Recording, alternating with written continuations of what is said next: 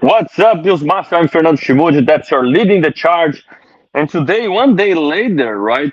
Unfortunately, I couldn't go live and record yesterday, as normally I do every Friday at noon East. I couldn't, but I'm here live today, Saturday morning. So, good morning to all Bills Mafia all over the world. And today, we're going to talk about Amari Cooper, Bills and Titans, and obviously the Raisers and Fallers. The Bills, Raisers, and Fallers ahead of this Week 7 matchup against the Titans.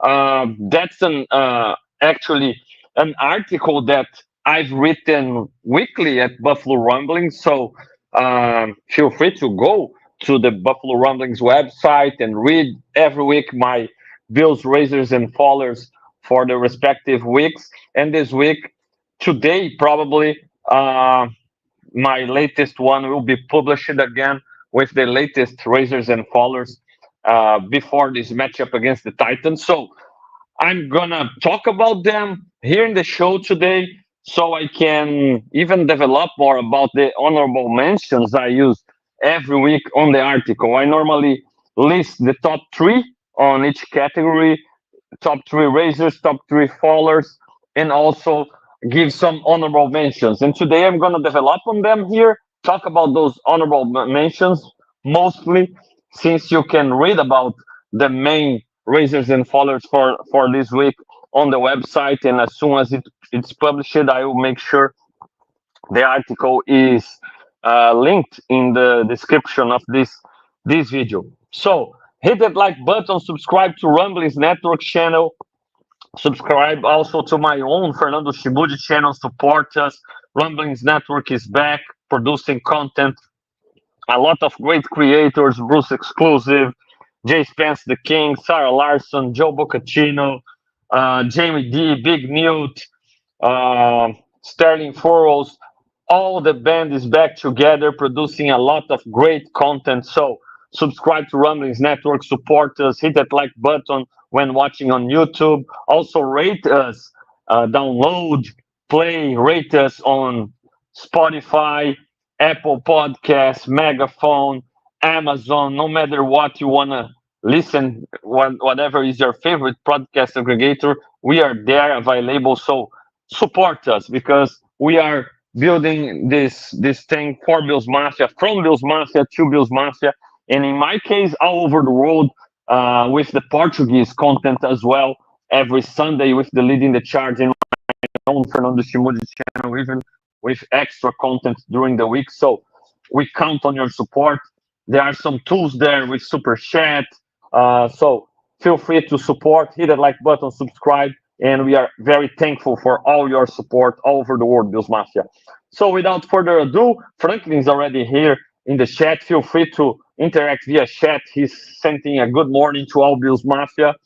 Um, Feel free also to comment in the YouTube comment section. It's always a pleasure to interact with all Bills Mafia. If you agree with my Razors and Fallers, disagree, if you have extra names I didn't mention, feel free to subscribe, feel free to comment. It's always a blast to have this interaction with Bills Mafia. So, without further ado, let's start talking about this week. Obviously, a lot has been mentioned already about Amari Cooper joining the Bills. It's a great addition. I'm excited. Can't wait to see him wearing that number 18 in a Bills uniform. I've been a huge Amari Cooper fan for a while already, and watching his tape, watching the way he plays, and it's really exciting. It's really exciting to have a wide receiver like that because even though Stephon Diggs was great as a Bill, he was a different kind of wide receiver. He was a technician. He's a slimmer guy. He always separated on technique, on great route running, um, on suddenness, right? That's Stephon Diggs' game. And obviously, it's great. And it was awesome when it was in his prime playing as a Bill and producing for us. But when talking about Amari Cooper, and how physical he is, how strong he is, his build, his body type. I think we haven't had a wide receiver like that since Sammy Watkins' rookie year when he wasn't getting that injury bug, messing up with his Bills career, right? So having Amari Cooper with that build, that power, that physicality at the wide receiver position. Maybe the last great Bills wide receiver playing this way was Sammy Watkins, and even with Key, even more on Amari Cooper and his style of play, he can be sudden, he can be a technician separating routing, running routes and attacking coverages. He has his own pace. He can control his pace and sometimes he literally walks into a release and then explodes and bursts to the point of making a reception. He can do that. He can be a technician. He is a technician, obviously, but with how strong he is, how physical he can be, fighting for the balls and being able to bring down those contested catches. It reminds me a lot Eric Modes and everybody who follows my work and my text writing for Buffalo Rumblings or even my shows here at Buffalo at Rumblings Network and my own Fernando Schmude channel. You know that I'm a big Eric Modes fan, always been for me. Um, Sorry, to me, in my opinion, Eric Moulds is the best Bills wide receiver ever. So I have a huge respect for Andrew Reid and what he did, and obviously amazing wide receiver, but pound for pound and isolating the wide receiver position, as I always say about the quarterback position when comparing Josh to Mahomes.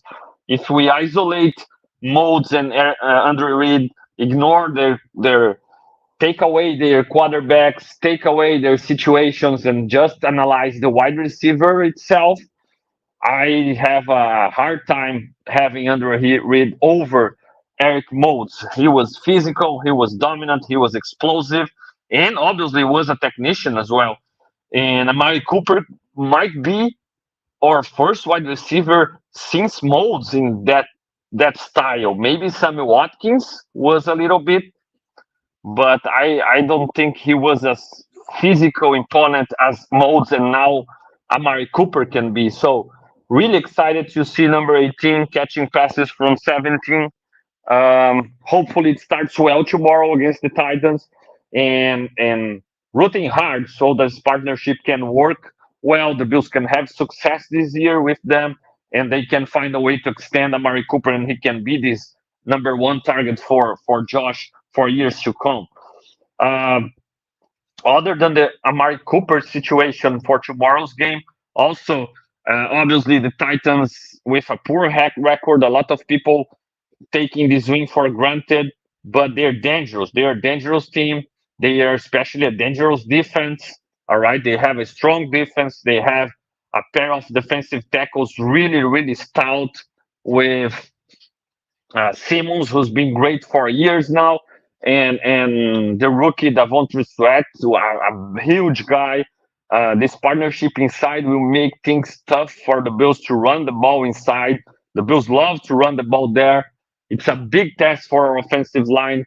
They've been great being physical and being able to push people around the line of scrimmage. Even against the Jets, I thought it would be more difficult and they'd have more trouble being able to establish that run game, especially inside uh, with Williams there and their stout inside defensive linemen. But no, the Bills were able to, right in the first drive, run the ball like 8 times successfully.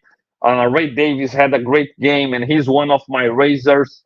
Obviously, the guy had a great first real action as an NFL back and was able to run the ball with power, was able to break tackles, was able to always fall forward and gain those extra 2 or 3 yards that made all the difference in the world and having the Bills in good situations, good third down situations, especially.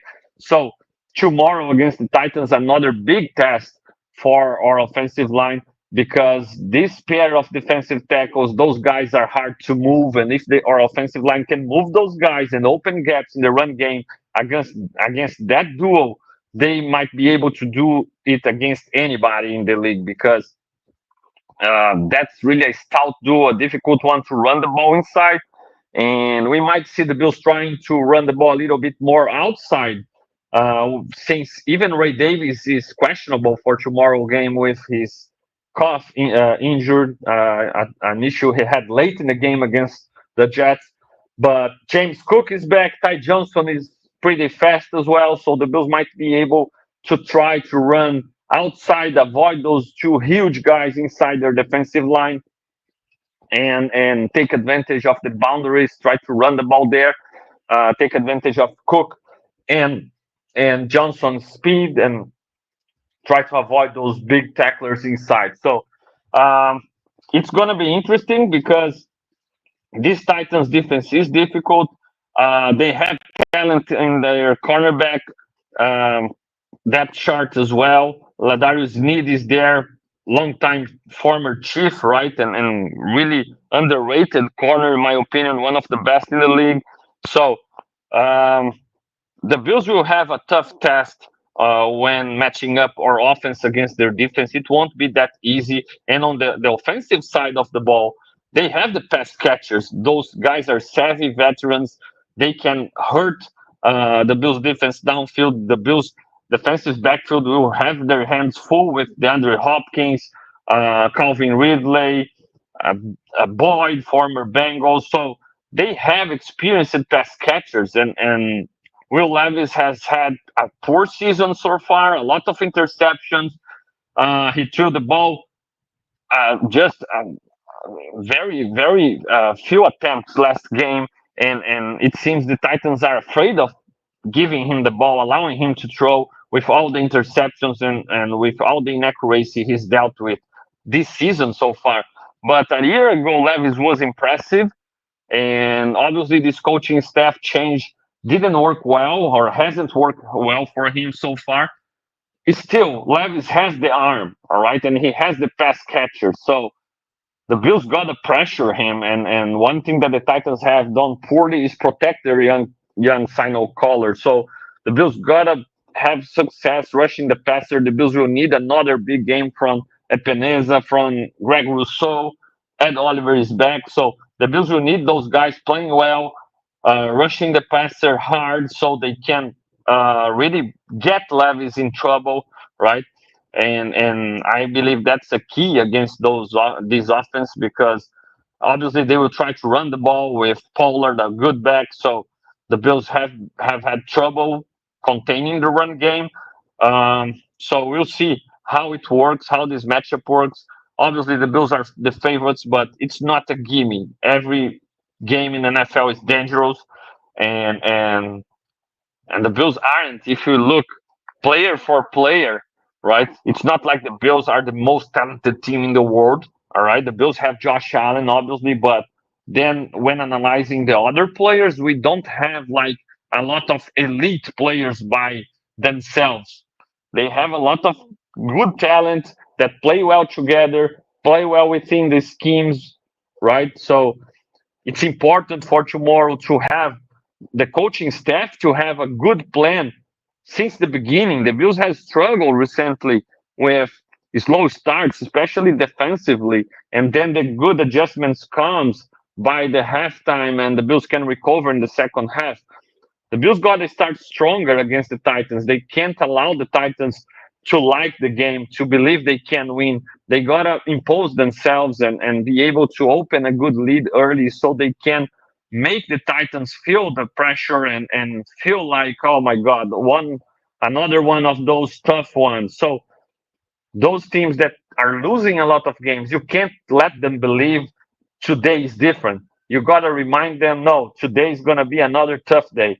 You got to make them get in trouble. You got to make them question themselves and question each other, their teammates. So, how do you do that? Imposing yourself, not allowing them to grow in the game, to be able to gain confidence and play at their best. Because, after all, they have talent to be a good team. They have been unfortunate and they have haven't been able to put it all together.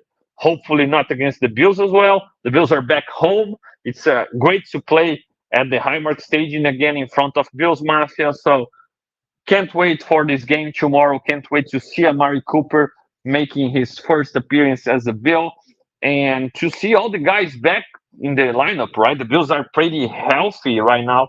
Great to see the team getting healthier at this point of the season, in a point where we expect them to win some games in this part of the schedule.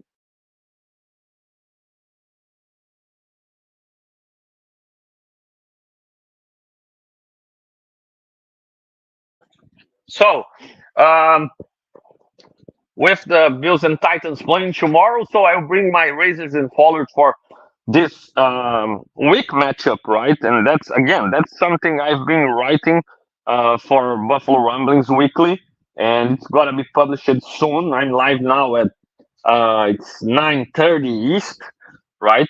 And it should be Saturday now, and it should be published today. Um, and I have some my main razors and fallers um, from this article. You'll be able to check when reading the article, obviously. But I want to talk about the honorable mentions, all right? Because those are guys I don't have the opportunity to develop in the text, obviously. Otherwise, the text would be huge, right? But I'd like to talk about them in the show today. And so I have three honorable mentions raising and rising, sorry, and three honorable mentions falling. So I'm gonna talk about those guys. And rising, quarterback Josh Allen. Josh Allen is rising again. He had a great first month, right? AFC Player of the Month. He had a tough game against the Texans for several reasons. I still can't put it mostly on Josh, despite his obvious struggles against Houston. I think he was put in a bad situation all the time. The Bills tried to run the ball all the time, and when they couldn't, they asked Josh to save them in third down situations, third and long. Also, a lot of drops where the passes weren't perfect, but they hit. They were wide receivers on both hands, so they could make those plays for Josh. Tough game, tough situation, but and against the Ravens as well, where the Bills got dominated all across the board. So a difficult couple of games, but still, Josh Allen still leads the league in several key statistics. He's second in EPA right now, so he's still having a great season. If you look at all his numbers and advanced stats, and he's a pretty much a true MVP. Um, a true MVP candidate right now. So and the last game he was able to play well again to get back on track as he was in the first month of the season.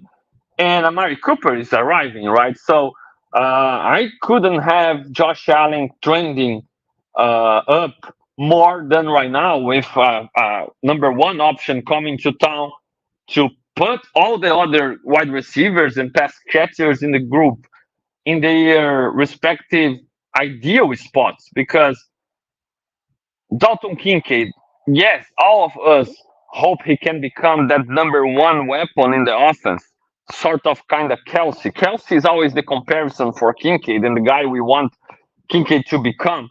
But Kelsey wasn't this all-pro tight end in his second season in the league.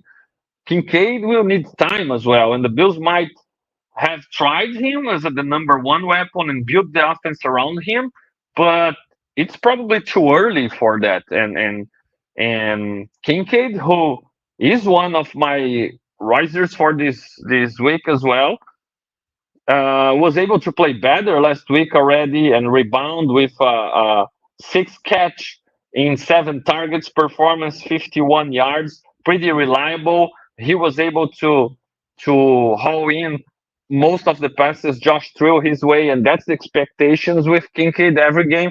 But it's been like this for other games. In other games, we saw Kincaid facing some difficult matchups, a lot of attention, defensive attention towards him, some drops that aren't characteristically something that we expect from Kincaid. So great to see him rebounding last week, and now with Amari Cooper coming to town and being a weapon that will draw attention, even tomorrow without uh, having the full grasp of the playbook.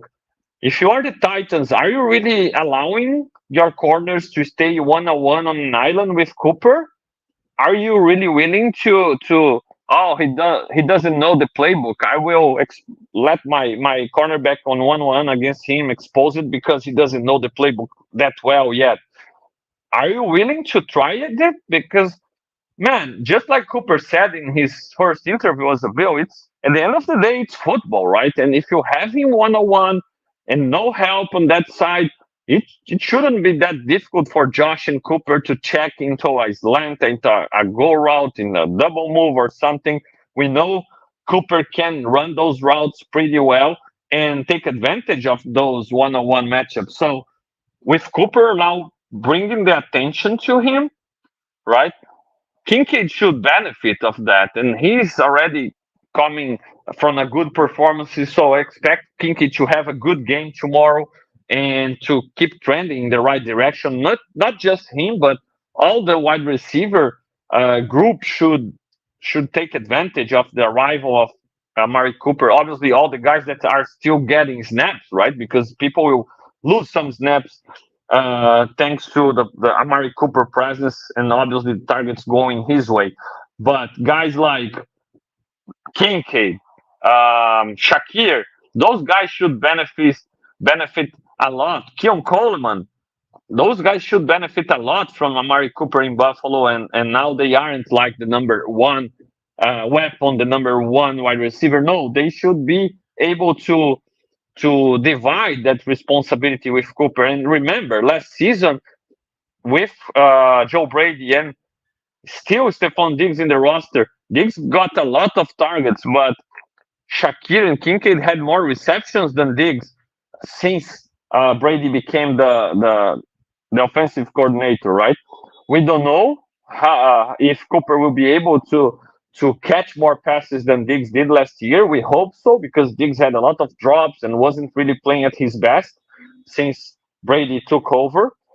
But I'm pretty sure that Kincaid and Shakir will be able to get fewer attention from defenses and still get a lot of targets and produce even better than they have produced so far, especially Shakir. Shakir has produced so well. So getting healthier, I expect him to really have a great time playing alongside Amari Cooper and not dealing with all the attention he's dealt so far this season. So risers with the arrival of Amari Cooper, Josh Allen, obviously with more quality options.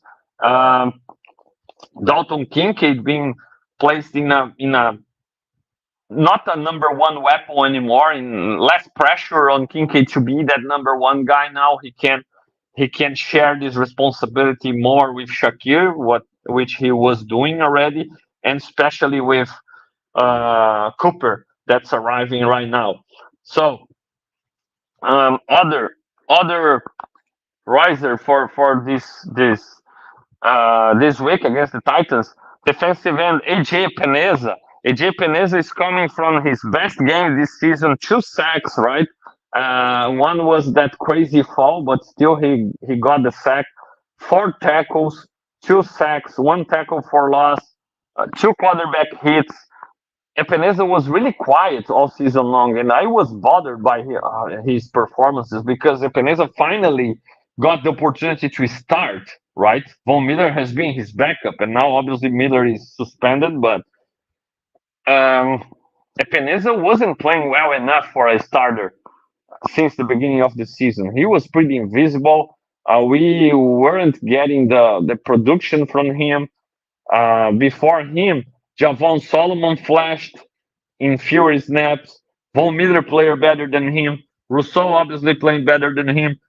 Smoot didn't play in the beginning of the season, but since he's been in the lineup, he's been more impactful than AJ Peneza, even not being in starter, playing inside and out. Even Casey Chuhill had an impact, playing the rundowns and even getting a sack.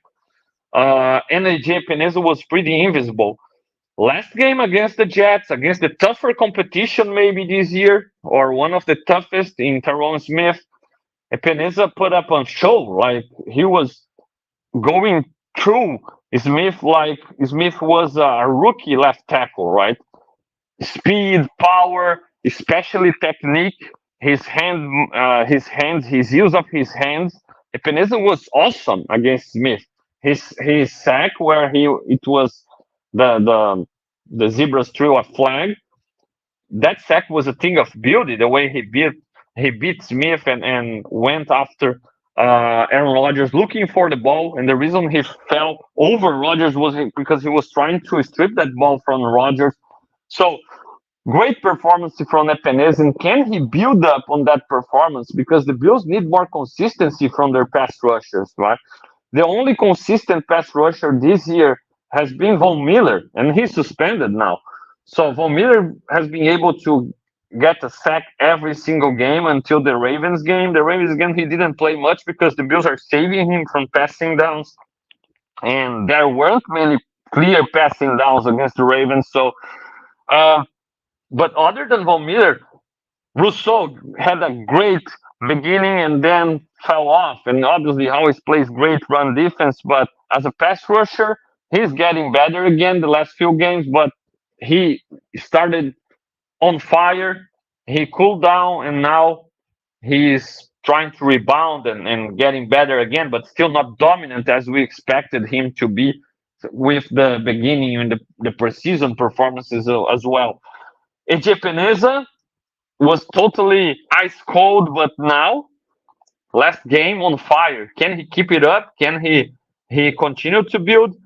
The Titans have some trouble. They have a left tackle, actually two rookie tackles played as starters in the last game, right? JC Latin, the rookie left tackle, is a great prospect, a great young man, young tackle, physical, can be really tough and physical run on when the Titans try to run the ball, but in pass protection he has struggled so far this season. So Leighton is a guy that Peneza and Rousseau should be mainly the starters. They should be able to take some advantage of those matchups one on one. On the right side, even more, the Titans started last game. A rookie that was formerly a tight end, and now he's a right tackle. And despite a good performance trying to run the ball, in pass protection, he's a liability right now. So the Bills gotta attack him, and Penezi and Rousseau gotta be able to take advantage of those matchups against those rookies in this game and make Levy's life really difficult. So huge opportunity for Peneza to put back-to-back great performances. Um, he gotta do that. He gotta be consistently better. He can't be ice cold as he's been in the beginning of the year because he's a starter now, right? And a former second round pick just resigned with the team, 2 year deal, kind of a prove it deal again. So gotta be able to be better consistently than he was in the beginning of the year. And that's a good opportunity. He's trending in the right direction, coming from a strong performance against the Jets in a tough competition. So can't wait to watch him tomorrow and to see him taking advantage of uh, this good performance and this good matchup for a good performance against the Titans. So those are my three honorable mentions in today's article that's coming over and getting published by Buffalo Rumblings soon. I have obviously the main risings in the text, and I will link the text here in the show as soon as it's published, and you'll be able to check there my main risers for the Bills this week. But the honorable mentions, those are the guys in the piece, and that's the reason why I have them as risers. The way I talked about them today: Josh Allen, Dalton Kincaid, and Jay Peneza, my three honorable mentions in the article for Buffalo Rumblings, top Bills risers and fallers, and those are the reasons, right? Let me talk about the fallers just after this quick break.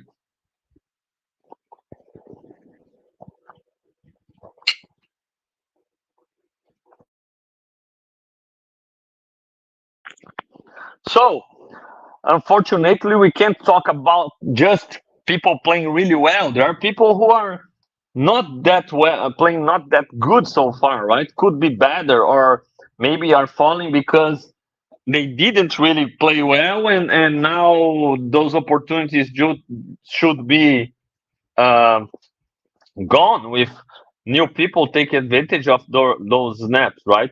So my honorable mentions again, I have top three followers in the article that will be published today for Buffalo Rumblings, right? And I won't talk about those main followers in my text for Rumblings, but I will talk about the honorable mentions I put in the text. And those guys are, first of all, wide receiver Mac Hollins. Mac Hollins was a follower in my text last week before the game against the Jets, right? Because against the Texans, I felt he had opportunities to prove himself as a good wide receiver for Josh, and unfortunately, he couldn't take advantage of them. Josh wasn't the most accurate passer in those throws for Hollins, but in the deep shot for him, where the ball hang out in the air for a long time and he couldn't track it and it hit on both of his hands, but he dropped it. It was a sure touchdown if he had better ball tracking skills, right? And and in another situation when Josh was scrambling to his left, Mac Hollins was running a route to his right, and he failed to recognize Josh was running in the opposing direction, stop his route and make himself available for Josh. And when Josh threw his way, he needed to stop against his body movement and slipped and couldn't hail that catch in, and it would be a third down conversion, and the Bills had to punt again against the Texans. So it showed that Hollins is a good player who can block really well for you, can do the dirty job, great special teams guy, great guy, hard worker, leader, but he simply isn't a guy that a winning team can rely on as a pass catcher, having that many snaps as he's had as a Bill. So with Amari Cooper arriving now, I expect him to have even less opportunities.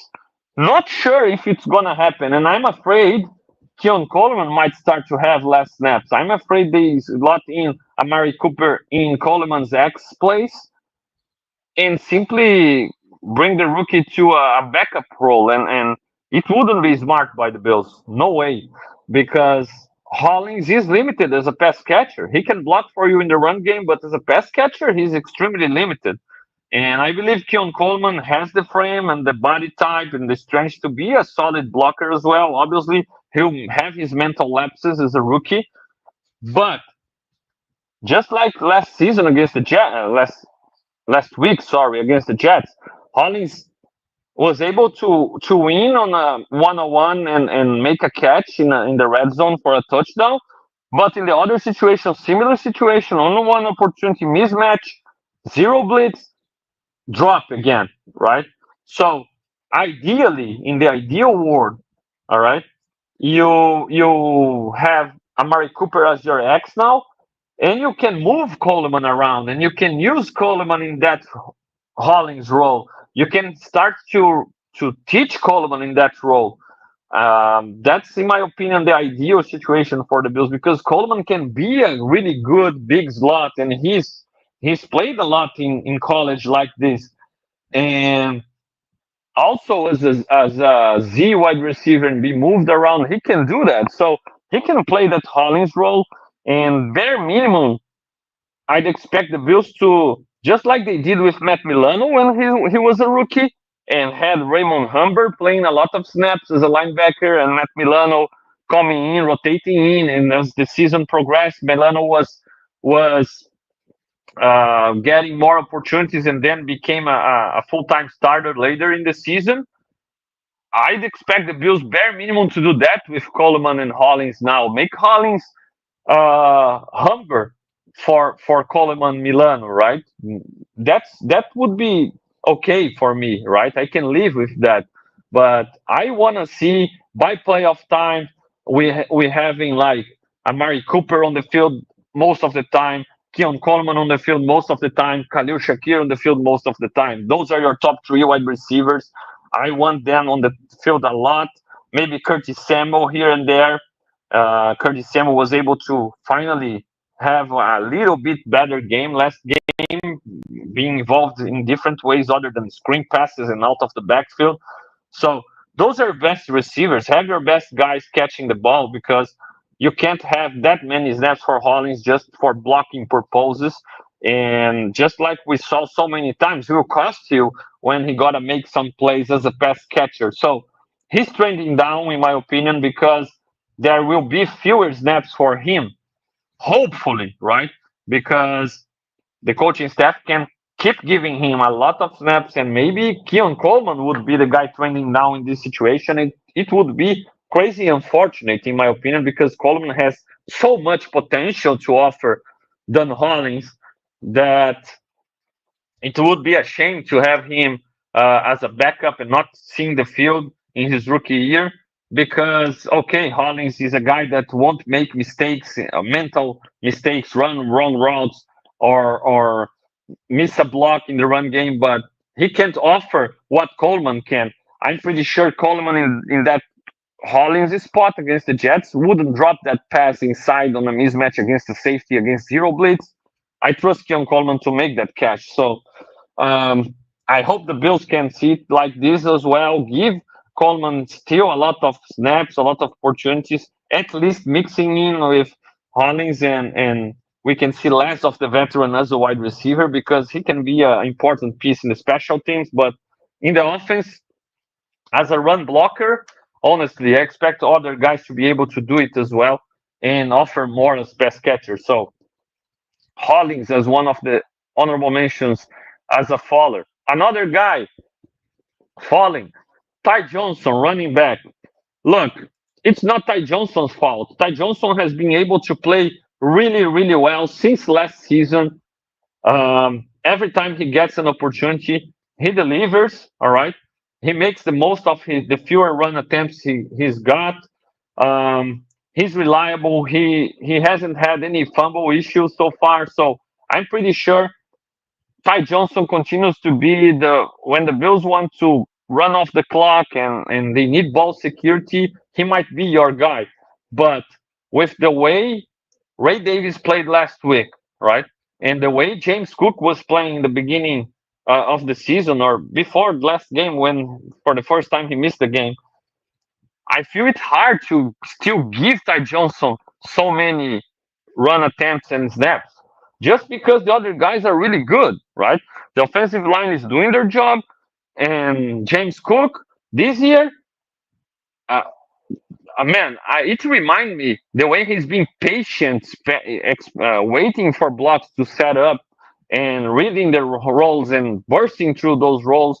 It kind of reminded me Le'Veon Bell, obviously poor man Le'Veon Bell, because I don't remember nobody. I can't remember no anybody doing what Le'Veon Bell did in his prime. The way he was so patient and could slow his pace so much, almost walk, waiting for a hole to open and to a block to be set up by his offensive line, and then burst through those holes.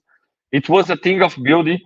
Obviously, James Cook is not at that level, but it's very different from rookie James Cook right now. He starts really slowly, read the blocks, and then burst, and it's a thing of beauty.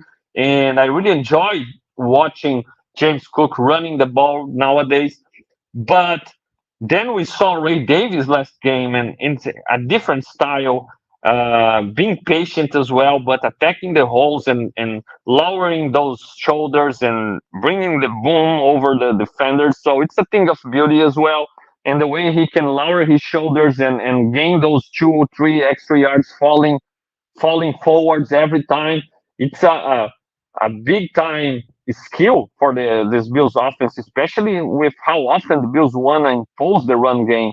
So it's good to have this thunder and lightning dynamic between Cook and Ray Davis. It's a great problem to have two very capable backs that you can see in which matchup which one is getting the most of those attempts and ride with the hot hand, right? So with Cook and Ray Davis establishing themselves as this dynamic duo, sorry, um, Ty Johnson's role is diminished, and it's unfortunate because he is a dependable running back, right? But the other two guys just have been better, right? They just have been better, and Ty Johnson um, will continue to be that number three, dependable number three, a guy that when you need him, for example, this week against the Titans, there are no guarantees. Ray Davis' cough will be 100%. Maybe they want to be careful with him since James Cook is back and you have Ty Johnson. You can maybe rest Ray Davis a bit. So it's great to have Ty Johnson, but looking at his snaps, the quantity of snaps he's got so far, he's probably trending down because the ascension of those other two guys, right? And the third name I have in my article that will be published today at Buffalo Rumblings, Risers and Fallers. The number three guy is Javon Solomon, the rookie defensive end, I'm really high on him. I really expect him to have a bright future as a Bill. He's got just a few snaps, but he already has a sack this season. But with Greg Rousseau, AJ Peneza, a starter and now playing well. And then you have Dwayne Smoot, who's played really well recently. All right. He was a riser in my last article last week before the Jets game, and he continues to play well, playing defensive end on rundowns, playing defensive tackle on clear passing downs. Dwayne Smoot playing well. And then you have Case 2. He was an experienced veteran that plays the rundowns as well. He's in the rotations. I just feel like there aren't many snaps available for Jamon Solomon anymore, unfortunately, because he's a rookie with a lot of potential. And soon, Von Miller should be back from suspension, right? And Von Miller has been our best pass rusher. Let's be honest, all right. I know a lot of people hate Von Miller for off the field stuff. I I don't. Uh, I'm not complacent. I'm not a fan as well of his behavior off the field, right? But talking about Von Miller on the field performances, he's been back. He's been back for sure. He's been our best pass rusher, most consistent one. He's been a weapon on third downs. So as soon as he's back, he's your top pass rusher. And then you have Peneza, Rousseau, Smooth, Tuhill. So unfortunately, Solomon doesn't have a lot of ways, a lot of paths to playing time, and it's unfortunate because that's a guy that has a great skill set, especially to rush the passer. And after a good start, it seems he's falling down in the pecking order, and we'll need to wait for his time. So he's my third choice as the falling in honorable mentions, right? Top guys, top fallers, top uh, risers. You'll be able to read them on my text that will be published today at Rumblings Network. So let me know after you read. I will link this text here in the video, and this video will be linked in the text as well. So give it a read and let me know what you think on Buffalo Rumblings forums. You can let me know here in YouTube comment section as well. Hit that like button, subscribe to Rumblings Network, and support us. Please, thank you so much, Bills Mafia, for your support, and we count on you. All right. So for today, that's it, Bills Mafia. I really appreciate you taking your time and joining me today. I hope all of us can have a great Sunday of Bills football, can see a great first game for Amari Cooper, and especially a great Bills win against the Titans. I'll be back on Sunday, tomorrow, at 7 East with the post game in Portuguese leading the charge, post game show, hopefully talking about a big time Bills win. And obviously next week, back on Friday at noon East with the leading the chart in English. So thank you so much, Bills Mafia. Have a great Saturday and especially a great Sunday with a big time Bills win. See you on Sunday with the post game show. Great Saturday and always go Bills.